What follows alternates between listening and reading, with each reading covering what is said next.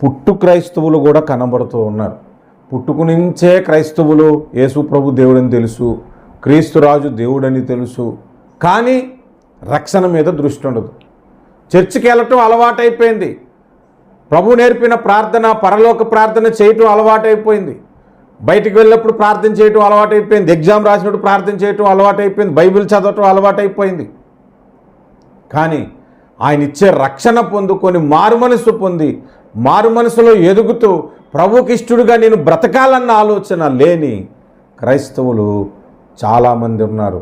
పుట్టు క్రైస్తవులు అనే మాట ఎందుకు అంటే ఎక్కువగా వాళ్ళలోనే నేను ఈ భక్తికి చూశాను. ఎక్కువగా వారిలోనే ఇటువంటి బలహీనతలు నేను చూశాను. పేరుకి క్రైస్తవుడే జాన్, కానీ సిగరెట్ మానడు, మందు మానడు, చర్చ్ కూడా మానడు, చర్చికి కూడా వస్తూనే ఉంటాడు. యేసుప్రభు దేవుడు అని తెలియదు వాళ్ళకేనంటే ఎందుకు